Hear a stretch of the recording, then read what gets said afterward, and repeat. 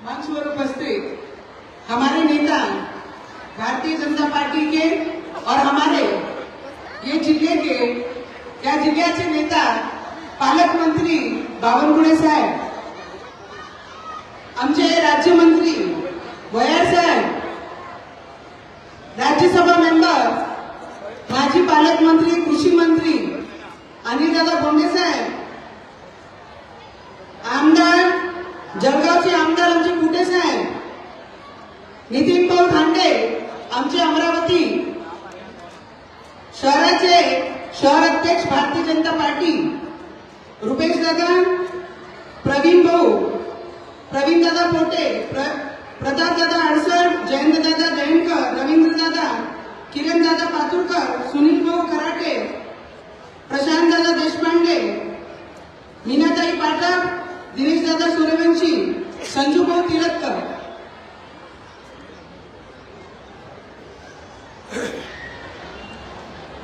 बोंडे भाऊ, मी मोर्शी फिरून आली आहे.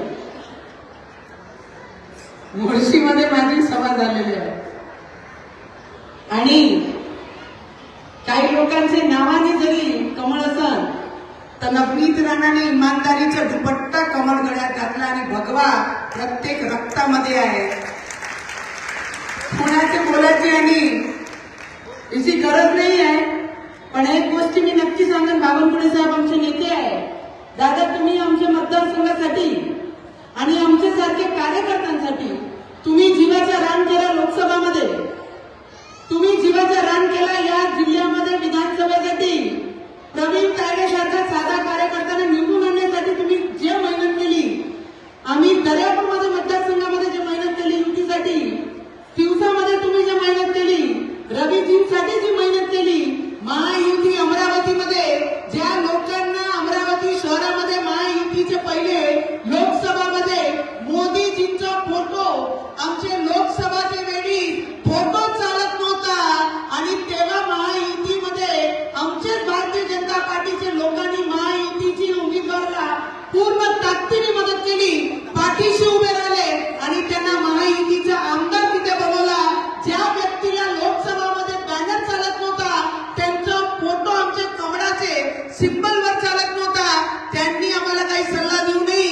भारतीय जनता पार्टी या देशाची सगळ्यात मोठा पक्ष आहे आणि कालही होता, आजही आहे आणि भविष्यातही सुद्धा राहणार आहे. कोणी किती म्हटलं तिजोऱ्या कोणाकडे आहे तर त्याचा मुख्यमंत्री आमचे देवेंद्र फडणवीसजी आहे आणि आमचे इमानदार पालकमंत्री म्हणजे आमचे बावनकुळे साहेब. या पूर्ण जिल्ह्यामध्ये आणि आमच्यासारखे कार्यकर्ता अरे कसं म्हणू शकतो, ज्या व्यक्तीला ते ओबीसी बाहेरून येऊन इथे आवाज देत आहे लोकसभामध्ये, जेव्हा बरेचशा लोकांनी बाहेर निघून लोकसभामध्ये कमळाचा विरोध केला. मी एक गोष्टी सांगते, कमळाचा दुपट्टा घातलाय, कमळामध्ये राहून कमळाचा विरोध केला तर त्याला सोडणार नाहीये, एवढं लक्षात ठेवा. कोणी असेल मग, आमचे नेते आमच्या समोर बसलेले, आमच्या मंचावर बसलेले आहेत, त्यांना सुद्धा मी हेच विनंती करत, ज्यांनी ज्यांनी जे जे जेव्हा जेव्हा काम केलं त्यांच्या विरोधात आपल्याला काय करायचं आहे ते खुले आम है. अरे भगवे का रंग इतना फीका नहीं है कि 4 दिनों के लिए भगवा बेचकर किसी और का काम करेंगे, पर जो भगवे के साथ बेईमानी किया उसको भी छोड़ने वाले नहीं है, इतना याद जरूर रखना. या पूर्ण महानगरपालिकेमध्ये भगवेचा भारतीय जनता पार्टीचाच महापौर होईल याच्यात एक तीड मात्र शंका नाही. जे बेईमान आहे त्यांना भीती राहणारच आहे, कारण त्यांनी भगवेसोबत बेईमानी केली आहे. पण आमचे भारतीय जनता पार्टीचे मुख्यमंत्री, आमचे पालकमंत्री या जिल्ह्याचे आणि या पूर्ण राज्यामध्ये ज्या लोकांच्या डोक्यावर, ज्या महिलांच्या डोक्यावर घरकुल नाही आहे, घर नाही आहे, ज्यांचे पट्टे झाले नाही आहे, असे बायांना, असे महिलांना, असे परिवारांना पट्टे देण्याचं काम आमचे बावनकुळे साहेब या पूर्ण मतदारसंघी पूर्ण महाराष्ट्रामध्ये करत आहे आणि त्याचा अभिमान मला राहील. महिलांना पैसे नको, चांगलं जेवण नको, पण ज्या घरात ते राहतात त्या घराची छत हा पक्की राहिली पाहिजे, त्याकरिता भारतीय जनता पार्टी काम करत आहे. देशाचे प्रधानमंत्री ज्या पद्धतीने प्रत्येक गोष्टीसाठी लढत आहे, लोकांनी म्हटलं 400 पार लोकसभामध्ये एक तर अमरावती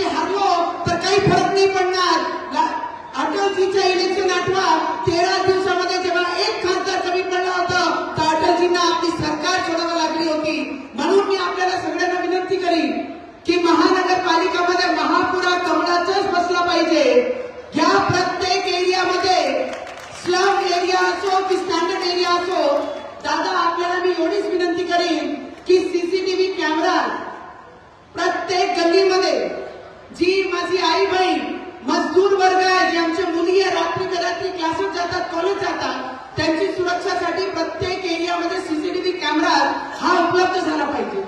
आमचे लहान लहान